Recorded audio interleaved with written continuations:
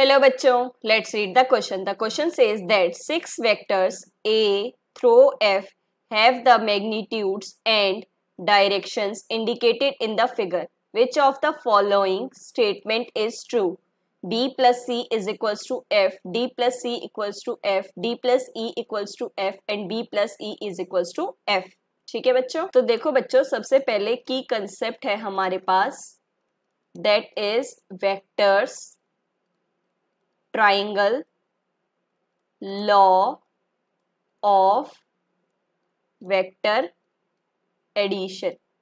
ठीक है बच्चों, तो देखो बच्चों, सबसे पहले हम देखते हैं वेक्टर्स होता क्या है. Those quantities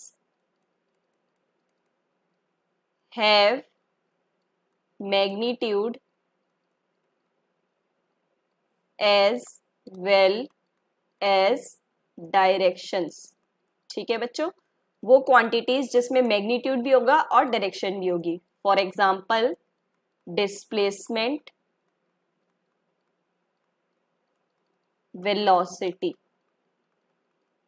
ठीक है बच्चों, अब देखो बच्चों, अगर हम देखते हैं कोई मैन है जिसकी इनिशियल पोजीशन तो है ये ए पॉइंट. ठीक है बच्चों, अब वो आपके पास कुछ टाइम के बाद यहां पर पहुंच गया है, ये उसकी फाइनल पोजीशन है.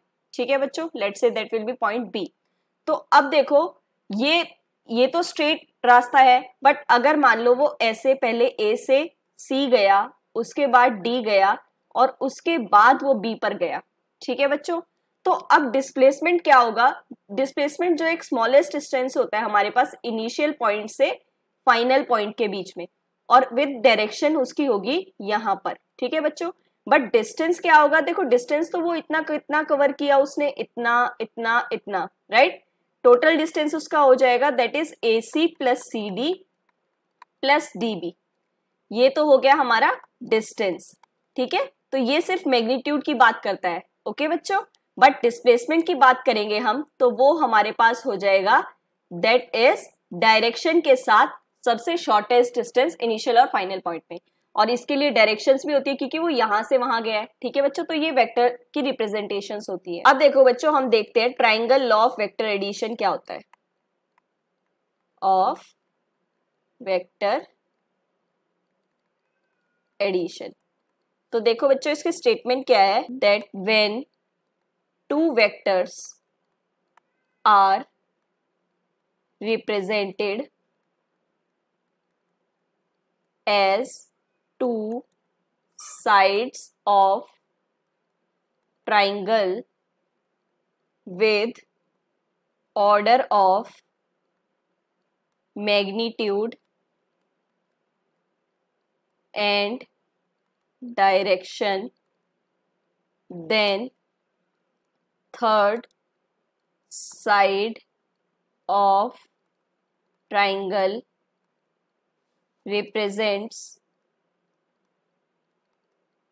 magnitude and direction of resultant vector.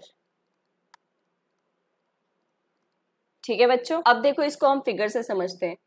मान लो हमारे पास कोई पर्सन पहले इस पोजीशन से ए पोजीशन से ये ए वेक्टर फॉर्म में गया है, एंड देन वो यहाँ पर बी वेक्टर फॉर्म में गया है यहाँ पर. ठीक है बच्चों, तो ये इनिशियल पॉइंट हो गया, ये फाइनल पॉइंट हो गया. ओके बच्चों, बट अगर डिस्प्लेसमेंट की बात करें तो वो क्या होगी हमारे पास, इस पॉइंट से इस पॉइंट विद इस डायरेक्शन, है ना बच्चों. और यही हमारा क्या हो गया, रिजल्टेंट. इसको अगर हम नाम देते हैं सी, सो जो सी वेक्टर होगा हमारे पास that is equal to A plus B. ठीक है बच्चों, ये रिजल्टेंट होता है हमारे पास. तो देखो बच्चों, हमें कुछ इस तरीके से गिवन है, ए आपको इस फॉर्म में गिवन है. अब देखो हमारे पास एफ के इक्वल है चारों ऑप्शंस, तो हम देखते हैं एफ की साइड. एफ की साइड रिजल्टेंट आपकी कुछ ऐसे है. ठीक है बच्चों, तो इसका मतलब आपका कुछ इस डायरेक्शन में और इस डायरेक्शन में ऐसे कुछ आपका जाना चाहिए पर्सन, है ना बच्चों. सो अब देखें हम, तो आपकी ये कौन सी डायरेक्शन मैच हो रही है. ये वाली डायरेक्शन देखो आपके पास ई की डायरेक्शन आ रही है, राइट, और ये वाली आपके पास डी की आ रही है. क्योंकि अगर देखो पर्सन ऐसे जाएगा तो वो ऐसे तो नहीं जाएगा, रिजल्टेंट नहीं मैच होगा, तो ये भी नहीं हो सकता, ये भी नहीं हो सकता और ये भी नहीं हो सकता. ए और सी तो देखो सेम ही है, है ना बच्चों। सो होना चाहिए हमारे पास डी और E, hence the final answer is the C option. Hope you understand it well. Best of luck. Thank you.